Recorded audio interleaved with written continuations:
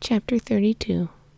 The particulars which the princess had learned in regard to Varenka's past and her relations with Madame Stahl were as follows. Madame Stahl, of whom some people said that she had worried her husband out of his life, while others said it was he who had made her wretched by his immoral behavior, had always been a woman of weak health and enthusiastic temperament.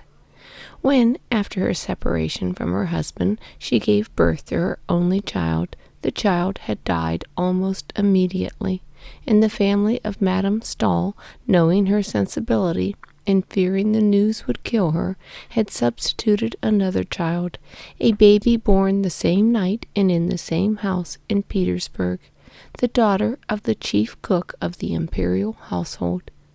This was Varenka. Madame Stahl learned later on that Varenka was not her own child, but she went on bringing her up, especially as very soon afterwards Varenka had not a relation of her own living. Madame Stahl had now been living more than 10 years continuously abroad, never leaving her couch. And some people said that Madame Stahl had made her social position as a philanthropic, highly religious woman.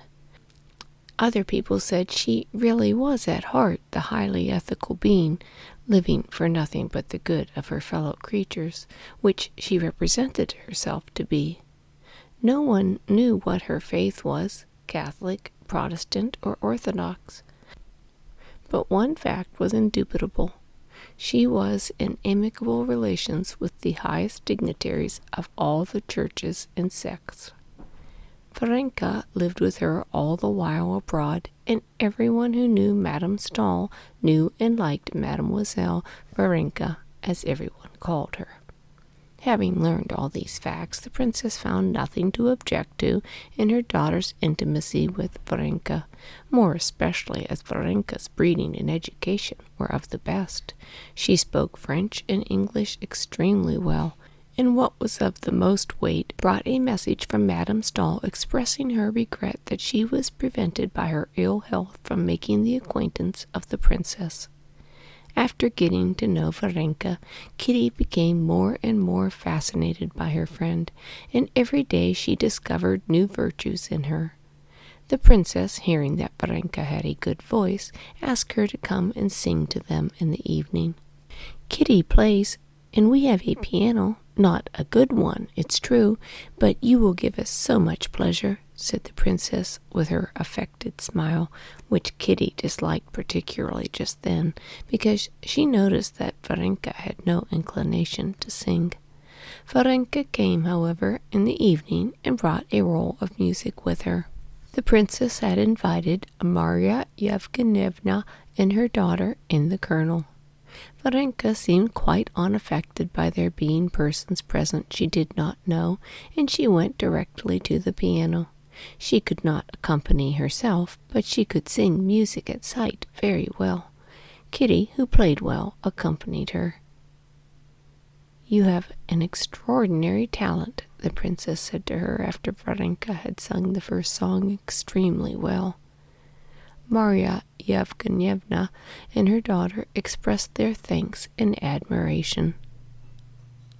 "Look," said the colonel, looking out of the window.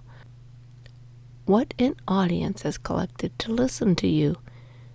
There actually was quite a considerable crowd under the windows. "I am very glad it gives you pleasure," Varenka answered simply. Kitty looked with pride at her friend. She was enchanted by her talent, and her voice, and her face, but most of all by her manner, by the way Varenka obviously thought nothing of her singing, and was quite unmoved by their praises. She seemed only to be asking, "Am I to sing again, or is that enough?" "If it had been I," thought Kitty, "how proud I should have been. How delighted I should have been to see that crowd under the windows. But she's utterly unmoved by it. Her only motive is to avoid refusing and to please Mamma. What is there in her? What is it that gives her the power to be calm independently of everything? How I should like to know it and to learn it of her, thought Kitty, gazing into her serene face.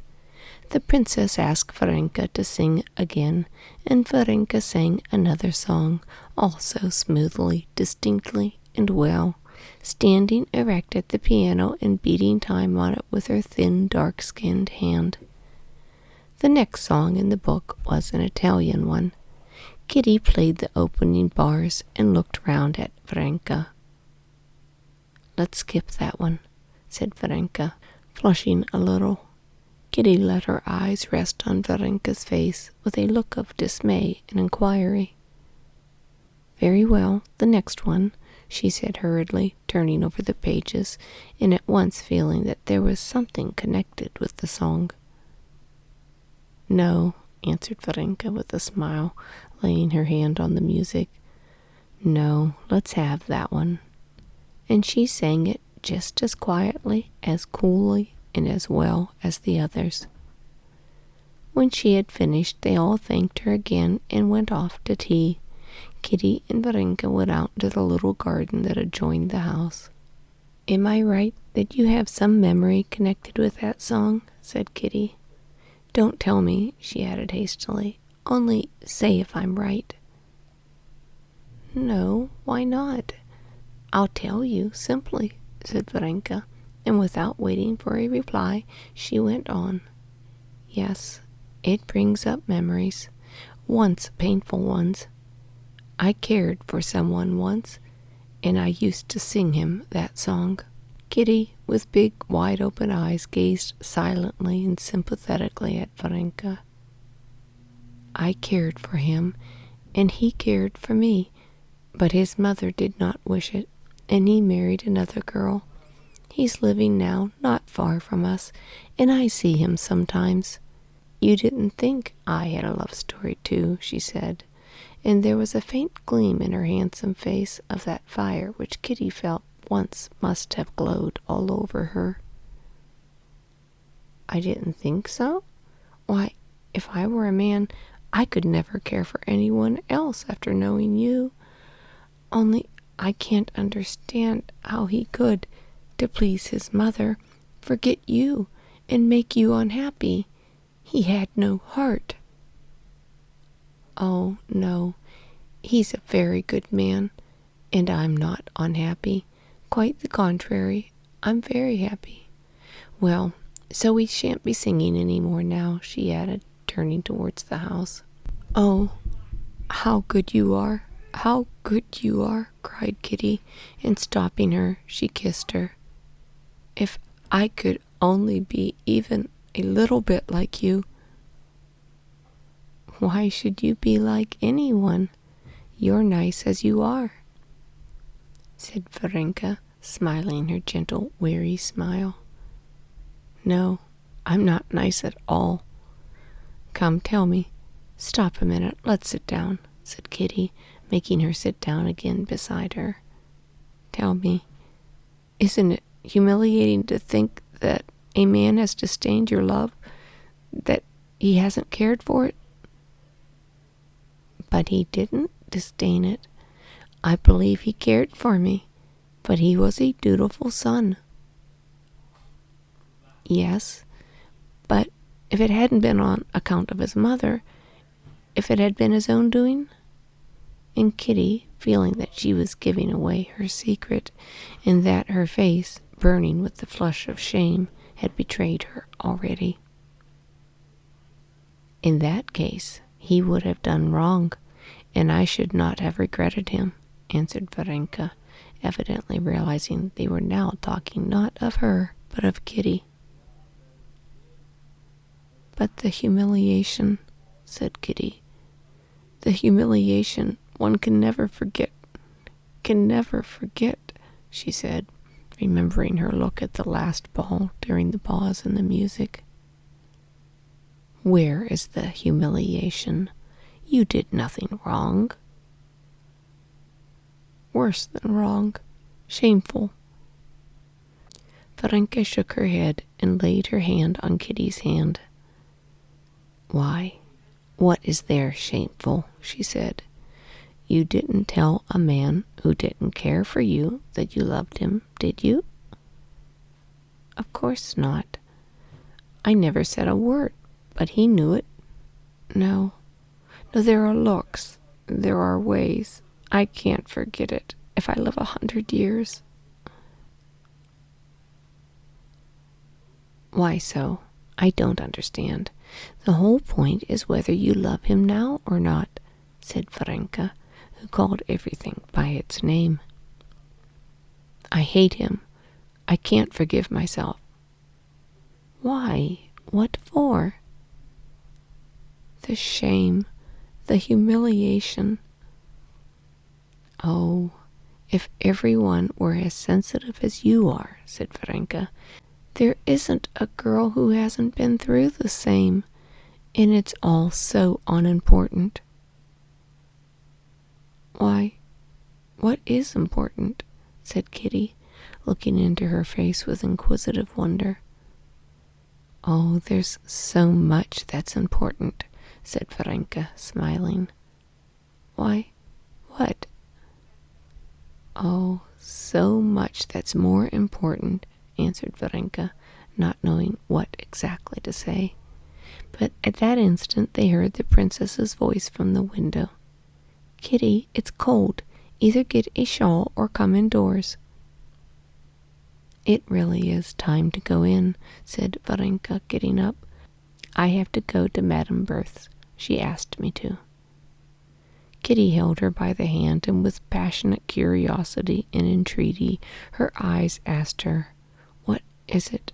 What is this of such importance that gives you such tranquillity? You know, tell me.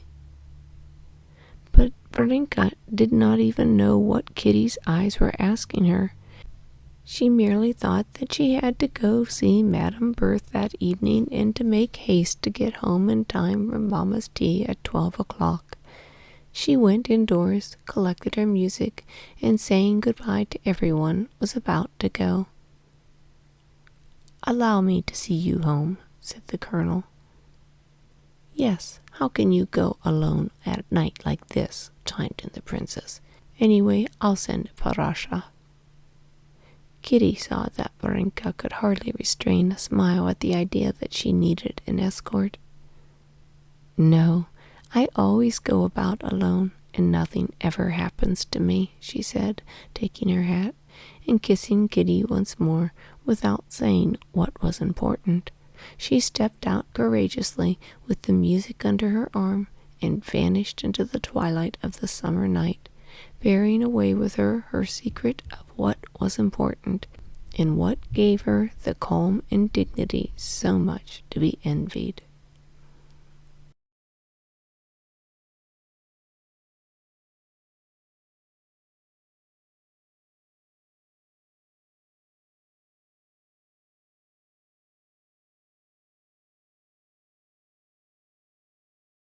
Chapter 33. Kitty made the acquaintance of Madame Stahl, too, and this acquaintance, together with her friendship with Varenka, did not merely exercise a great influence on her, it also comforted her in her mental distress. She found this comfort through a completely new world being opened to her by means of this acquaintance, a world having nothing in common with her past, an exalted, noble world, from the height of which she could contemplate her past calmly. It was revealed to her that besides the instinctive life to which Kitty had given herself up hitherto, there was a spiritual life. This life was disclosed in religion, but a religion having nothing in common with that one which Kitty had known from childhood, and which found expression in litanies and all-night services at the widow's home, where one might meet one's friends, and learning by heart Slavonic text with the priest. This was a lofty, mysterious religion connected with a whole series of noble thoughts and feelings, which one could do more than merely believe because one was told to, which one could love. Kitty found all this out, not from words, Madame Stahl talked to Kitty as a charming child that one looks on with pleasure as on the memory of one's youth, and only once she said in passing that in all human sorrows nothing gives comfort but love and faith, and that in the sight of Christ's compassion for us no sorrow is trifling, and immediately talked of other things. But in every gesture of Madame Stahl, in every word, in every heavenly, as Kitty called it, look, and above all in the whole story of her life, which she heard from Varenka, Kitty recognized that something that was important, of which till then she had known nothing. Yet, elevated as Madame Stahl's character was, touching as was her story, and exalted and moving as was her speech, Kitty could not help detecting in her some traits which perplexed her. She noticed that when questioning her about her family, Madame Stahl had smiled contemptuously, which was not in accord with Christian meekness. She noticed, too, that when she had found a Catholic priest with her, Madame Stahl had studiously kept her face in the shadow of the lampshade, and had smiled in a peculiar way. Trivial as these two observations were, they perplexed her, and she had her doubts as to Madame Stahl. But on the other hand, Varenka, alone in the world, without friends or relations, with a melancholy disappointment in the past, desiring nothing, regretting nothing, was just that perfection of which Kitty dared hardly dream.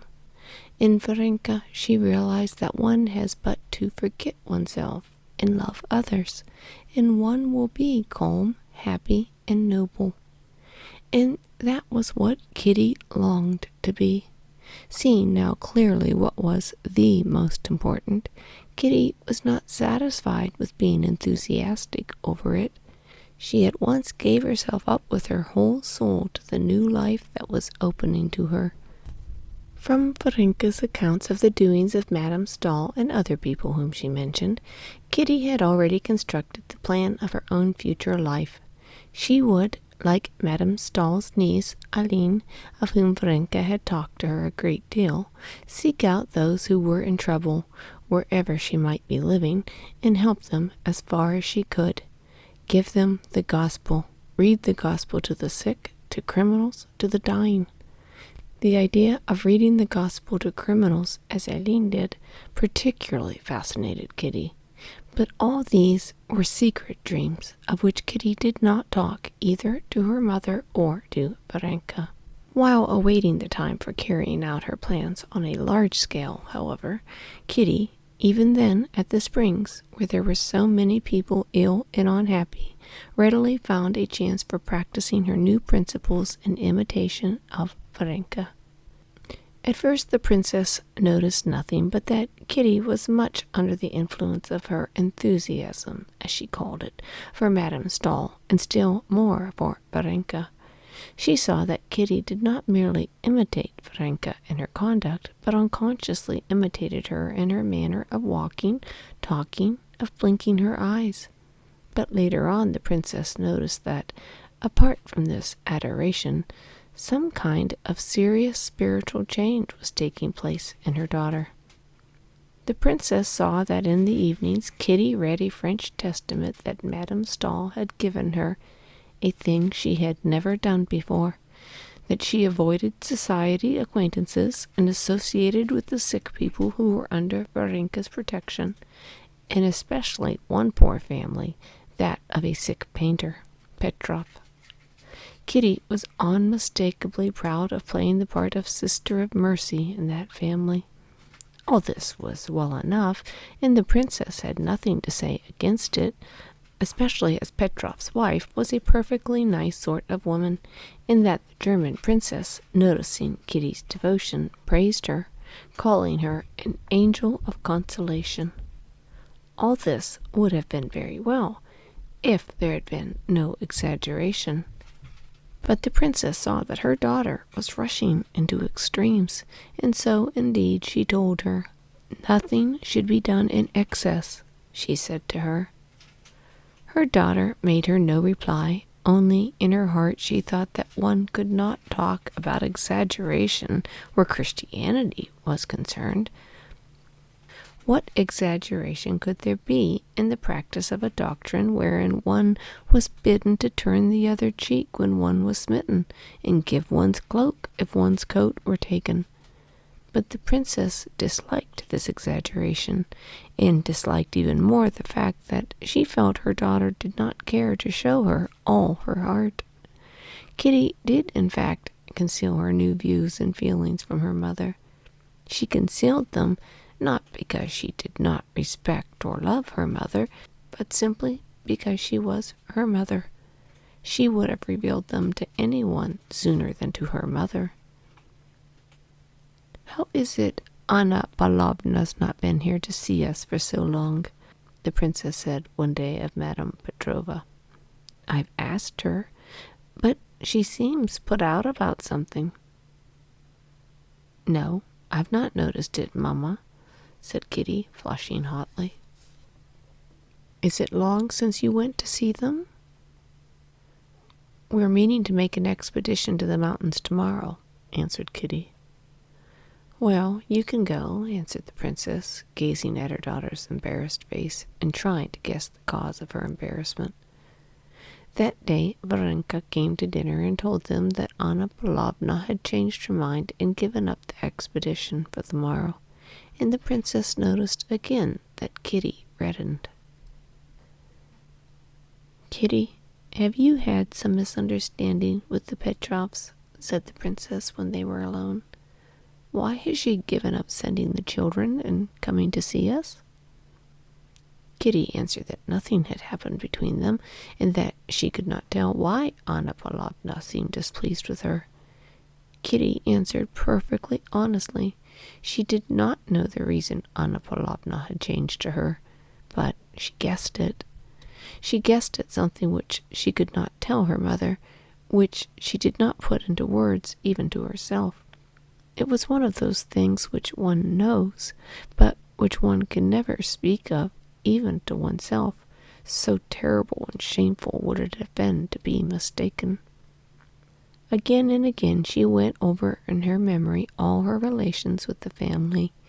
She remembered the simple delight expressed on the round, good-humored face of Anna Pavlovna at their meetings. She remembered their secret talk about the invalid, their plots to draw him away from the work which was forbidden him, and to get him out of doors. The devotion of the youngest boy, who used to call her "my Kitty," and would not go to bed without her. How nice it all was. Then she recalled the thin, terribly thin figure of Petrov, with his long neck and his brown coat, his scant curly hair, his questioning blue eyes that were so terrible to Kitty at first, and his painful attempts to seem hearty and lively in her presence. She recalled the efforts she had made at first to overcome the repugnance she felt for him, as for all consumptive people, and the pains it had cost her to think of things to say to him. She recalled the timid, softened look with which he gazed at her, and the strange feeling of compassion and awkwardness, and later of a sense of her own goodness, which she had felt at it. How nice it all was. But all that was at first. Now, a few days ago, everything was suddenly spoiled. Anna Pavlovna had met Kitty with affected cordiality, and had kept continual watch on her and on her husband. Could that touching pleasure he showed when she came near be the cause of Anna Pavlovna's coolness? Yes, she mused, there was something unnatural about Anna Pavlovna, and utterly unlike her good nature, when she said angrily the day before yesterday, "There, he will keep waiting for you. He wouldn't drink his coffee without you, though he's grown so dreadfully weak." Yes, perhaps, too, she didn't like it when I gave him the rug. It was all so simple, but he took it so awkwardly and was so long thanking me that I felt awkward, too. And then that portrait of me he did so well. And most of all that look of confusion and tenderness. Oh, yes, that's it, Kitty repeated to herself with horror. No, it can't be. It oughtn't be. He's so much to be pitied, she said to herself directly after. This doubt poisoned the charm of her new life.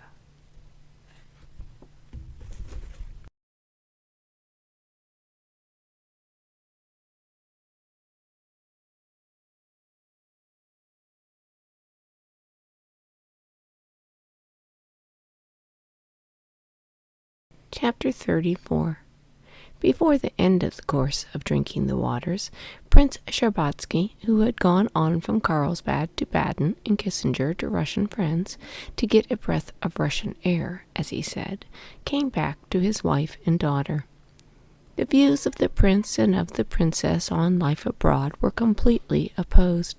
The princess thought everything delightful, and in spite of her established position in Russian society, she tried abroad to be like a European fashionable lady, which she was not, for the simple reason that she was a typical Russian gentlewoman, and so she was affected, which did not altogether suit her.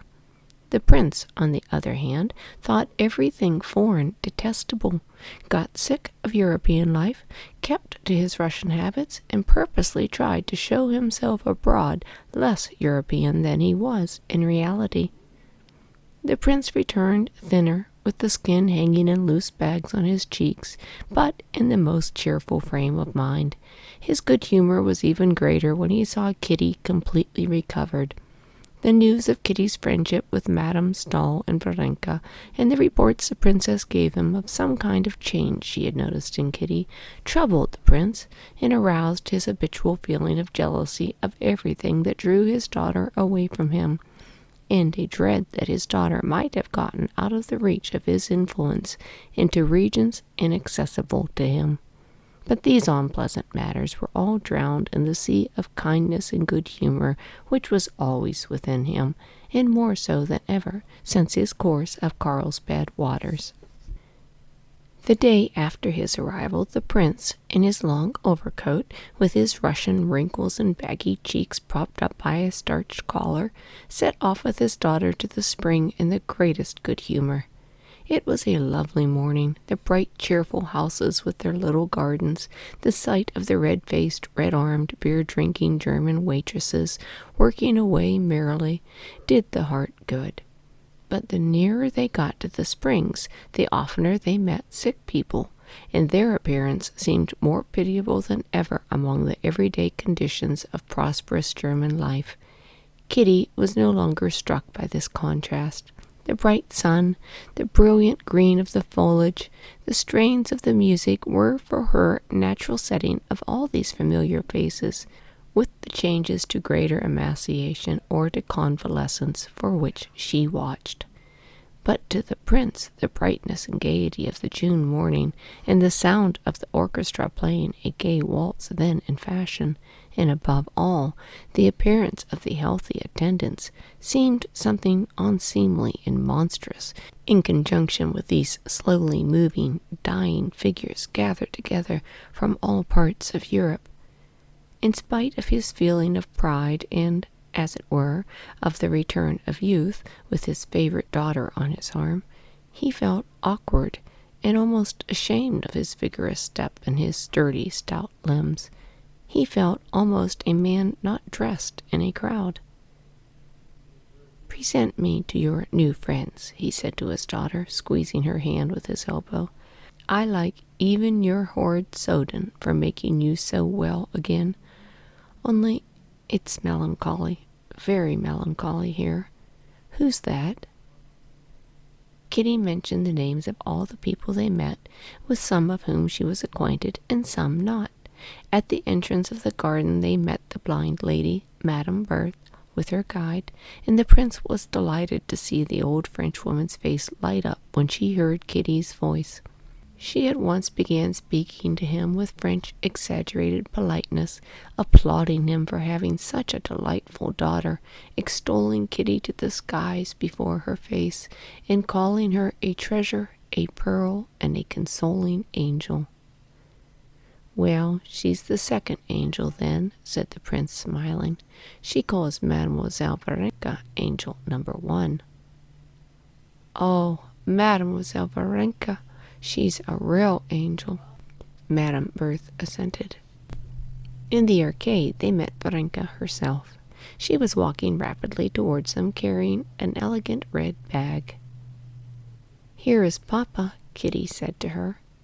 Varenka made, simply and naturally, as she did everything, a movement between a bow and a curtsy, and immediately began talking to the prince without shyness, naturally, as she talked to everyone. "Of course I know you. I know you very well," the prince said to her with a smile, in which Kitty detected with joy that her father liked her friend. "Where are you off to in such haste?" "Maman's here," she said, turning to Kitty. "She has not slept all night, and the doctor advised her to go out. I'm taking her work." "So that is angel number 1, said the prince when Varenka had gone out. Kitty saw that her father had meant to make fun of Varenka, but that he could not do it because he liked her. "Come, so we shall see all your friends," he said, "even Madame Stahl, if she deigns to recognize me." "Why, did you know her, Papa?" Kitty asked apprehensively, catching the gleam of irony that kindled in the prince's eye at the mention of Madame Stahl. "I used to know her husband, and her, too, a little, before she joined the Pietist." "What is a Pietist, Papa?" asked Kitty, dismayed to find that what she prized so highly in Madame Stahl had a name. "I don't quite know myself. I only know that she thanks God for everything, for every misfortune, and thanks God, too, that her husband died, and that's rather droll, as they didn't get on together."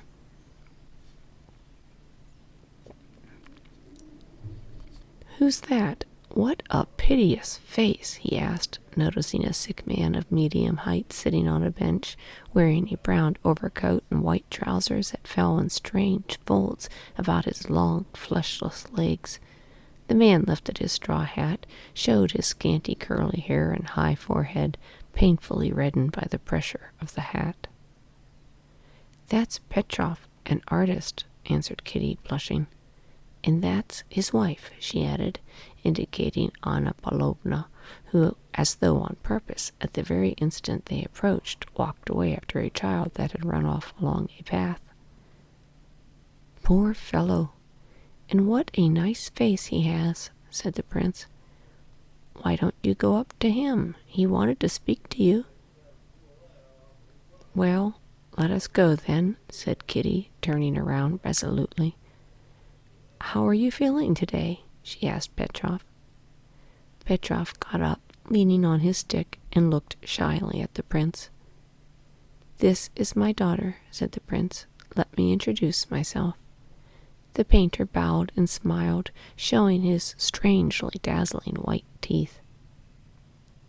"We expected you yesterday, Princess," he said to Kitty. He staggered as he said this, and then repeated the motion, trying to make it seem as if it had been intended. "I meant to come, but Varenka said that Anna Pavlovna sent word that you were not going." "Not going?" said Petrov, blushing, and immediately beginning to cough, and his eyes sought his wife. "Anita, Anita!" he said loudly, and the swollen veins stood out like cords on his thin white neck. Anna Pavlovna came up. "So you sent word to the princess that we weren't going?" he whispered to her angrily, losing his voice. "Good morning, Princess," said Anna Pavlovna, with an assumed smile utterly unlike her former manner. "Very glad to make your acquaintance," she said to the prince. "You've been long expected, Prince." "What did you send word to the princess that we weren't going for?" the artist whispered hoarsely once more, still more angrily, obviously exasperated that his voice failed him so that he could not give his words the expression he would have liked to. "Oh, mercy on us, I thought we weren't going," his wife answered crossly. "What?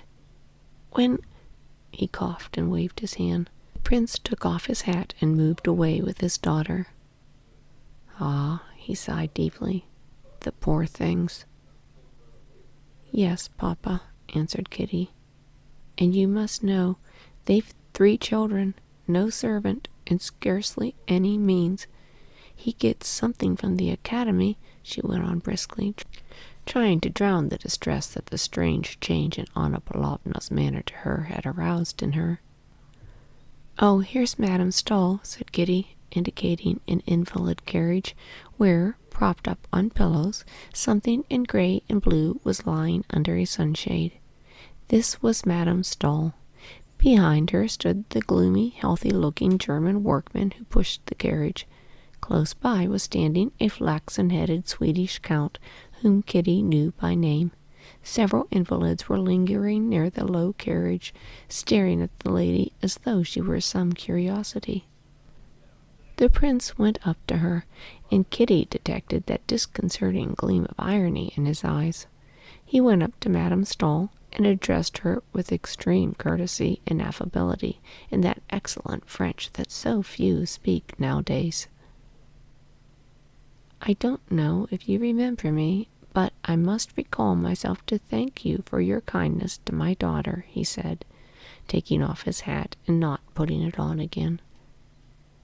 "Prince Alexander Shtcherbatsky," said Madame Stahl, lifting upon him her heavenly eyes, in which Kitty discerned a look of annoyance. "Delighted. I have taken a great fancy to your daughter." "You are still in weak health?" "Yes, I'm used to it," said Madame Stahl, and she introduced the prince to the Swedish count. "You are scarcely changed at all," the prince said to her. "It's 10 or 11 years since I had the honor of seeing you." "Yes, God sends the cross and sends the strength to bear it. One often wonders what is the goal of this life." "The other side," she said angrily to Varenka, who had rearranged the rug over her feet, not to her satisfaction. "To do good, probably," said the prince with a twinkle in his eye. "That is not for us to judge," said Madame Stahl, perceiving the shade of expression on the prince's face. "So, will you send me that book, dear Count? I'm very grateful to you," she said to the young Swede. "Ah," cried the prince, catching sight of the Moscow colonel standing near, and with a bow to Madame Stahl he walked away with his daughter and the Moscow colonel, who joined them. "That's our aristocracy, Prince," the Moscow colonel said with an ironic intention. He cherished a grudge against Madame Stahl for not making his acquaintance. "She's just the same," replied the prince. "Did you know her before her illness, Prince? That's to say, before she took to her bed?" "Yes, she took to her bed before my very eyes," said the prince. "They say it's 10 years since she last stood on her own feet." "She doesn't stand up because her legs are too short. She's a very bad figure." "Papa, it's not possible," cried Kitty. "That's what wicked tongues say, my darling. And your Varenka catches it too," he added. "Oh, these invalid ladies." "Oh, no, Papa," Kitty objected warmly. "Varenka worships her, and then she does so much good. Ask anyone. Everyone knows her and Eileen Stahl." "Perhaps so," said the prince, squeezing her hand with his elbow. "But it's better when one does good so that you may ask everyone and no one knows." Kitty did not answer, not because she had nothing to say, but because she did not care to reveal her secret thoughts even to her father.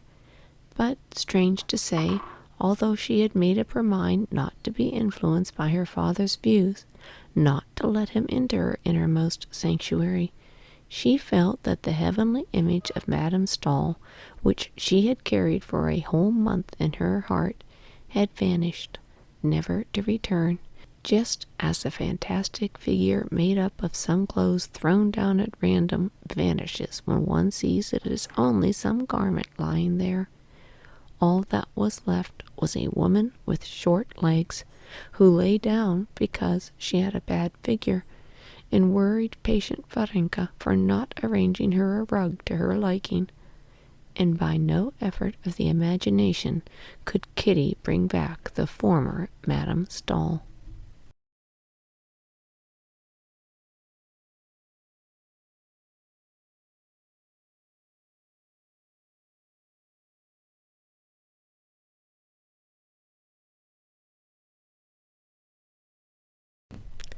Chapter 35.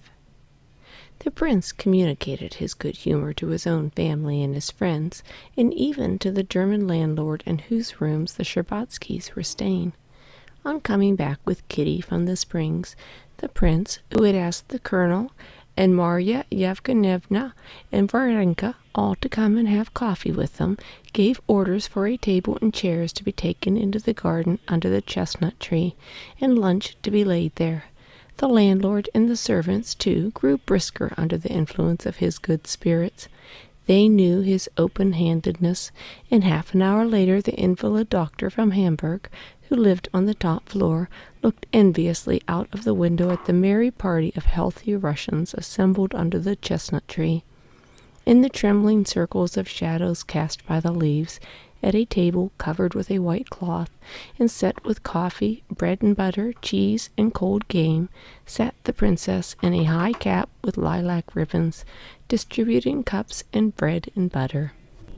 At the other end sat the prince, eating heartily and talking loudly and merrily.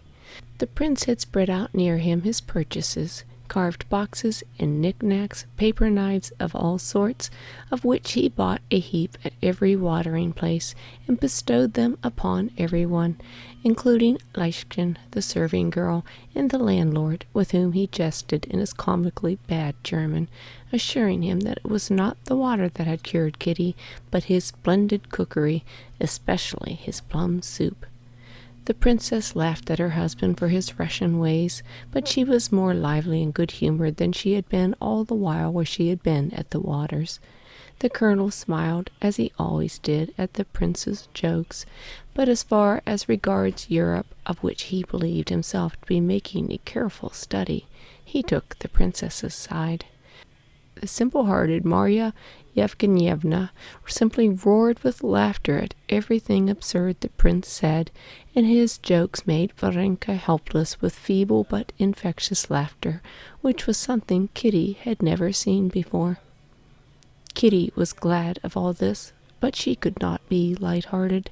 She could not solve the problem her father had unconsciously set her by his good-humored view of her friends, and of the life that had so attracted her.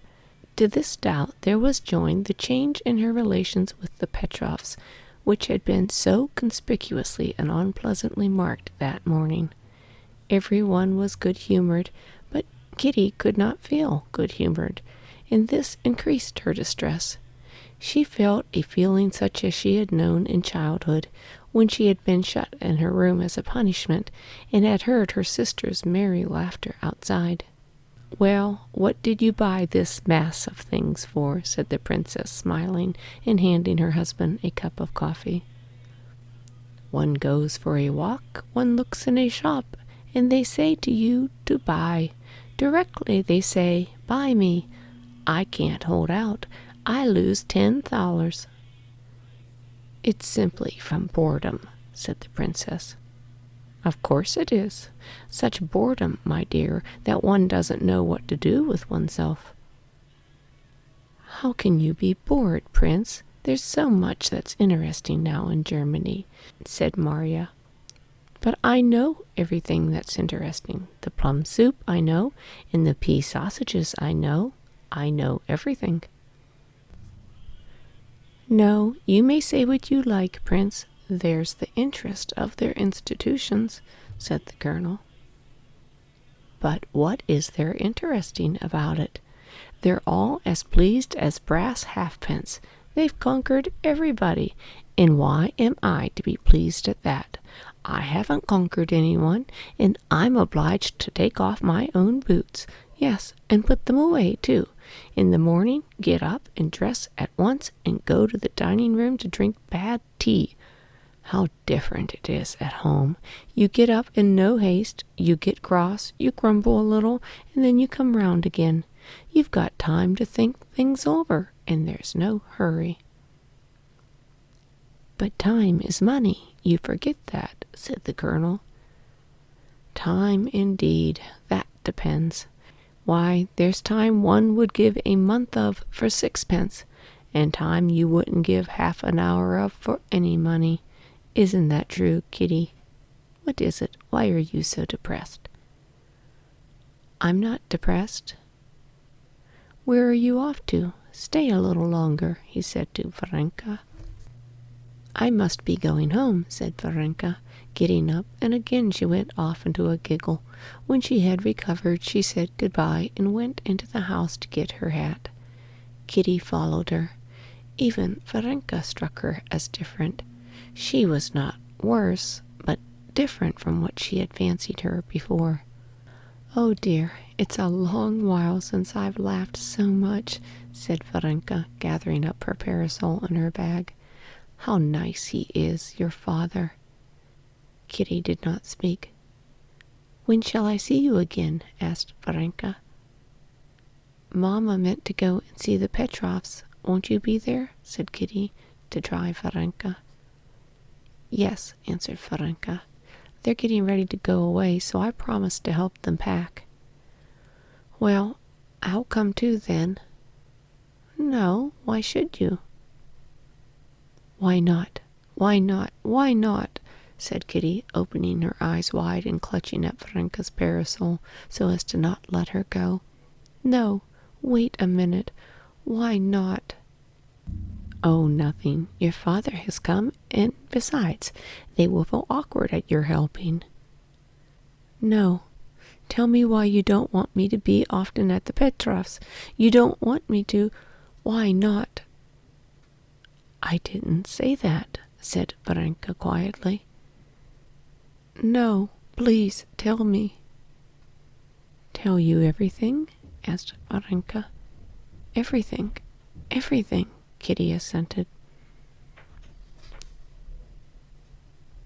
Well, there's really nothing of any consequence, only that Mihail Alexeyevich, that was the artist's name, had meant to leave earlier, and now he doesn't want to go away, said Varenka, smiling.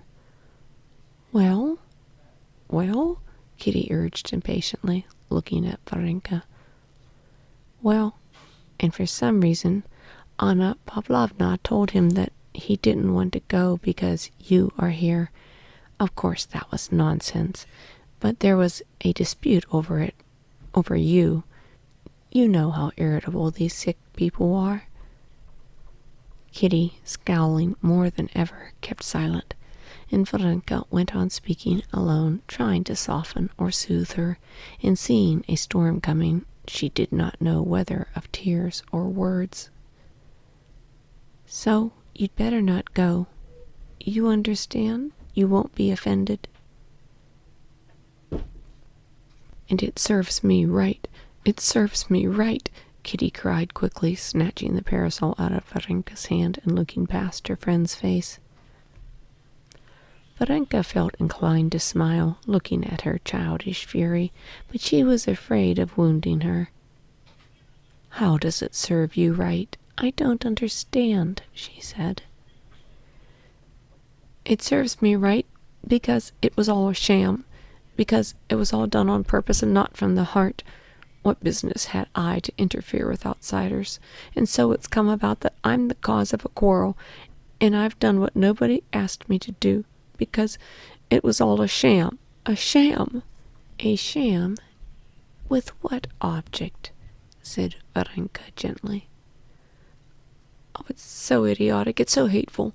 There was no need whatever for me. It was nothing but a sham, she said, opening and shutting the parasol. But with what object? To seem better to people, to myself, to God, to deceive everyone. No, I won't descend to that. I'll be bad, but anyway not a liar, a cheat. But who is a cheat? Said Varenka reproachfully. You speak as if... But Kitty was in one of her gusts of fury, and she would not let her finish. I don't talk about you, not about you at all. You're perfection.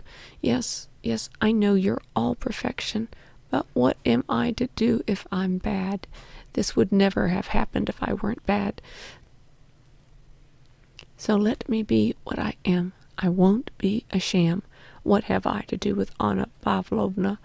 Let them go their way and me go mine. I can't be different. And yet, it's not that. It's not that. What is not that? Asked Varenka in bewilderment. Everything. I can't act except from the heart, and you act from principle. I liked you simply. You most likely only wanted to save me, to improve me. You are unjust, said Varenka. But I'm not speaking of other people. I'm speaking of myself. Kitty, they heard her mother's voice. Come here, show Papa your necklace. Kitty, with a haughty air, without making peace with her friend, took the necklace in a little box from the table and went to her mother. What's the matter? Why are you so red? Her father and mother said to her with one voice. Nothing, she said. I'll be back directly. And she ran back. She's still here, she thought. What am I to say to her? Oh dear, what have I done? What have I said? Why was I rude to her? What am I to do? What am I to say to her? Thought Kitty, and she stopped in the doorway. Varenka, in her hat and with the parasol in her hands, was sitting at the table examining the spring which Kitty had broken. She lifted her head. Varenka, forgive me, do forgive me, whispered Kitty, going up to her. I don't remember what I said. I really didn't mean to hurt you, said Varenka, smiling. Peace was made, but with her father's coming all the world in which she had been living was transformed for Kitty. She did not give up everything she had learned, but she became aware that she had deceived herself in supposing she could be what she wanted to be. Her eyes were, it seemed, opened, and she felt all the difficulty of maintaining herself without hypocrisy and self-conceit on the pinnacle on which she had wished to mount. Moreover, she became aware of all the dreariness of the world of sorrow, of sick and dying people in which she had been living. The efforts she had made to like it seemed to her intolerable, and she felt a longing to get back quickly into the fresh air, to Russia, to Ergashova, where, as she knew from her letters, her sister Dolly had already gone with her children. But her affection for Varenka did not wane. As she said goodbye, Kitty begged her to come to them in Russia. I'll come when you get married, said Varenka. I shall never marry. Well then, I shall never come. Well then, I shall be married simply for that. Mind now, remember your promise, said Kitty. The doctor's prediction was fulfilled. Kitty returned home to Russia cured. She was not so gay and thoughtless as before, but she was serene. Her Moscow troubles had become a memory to her.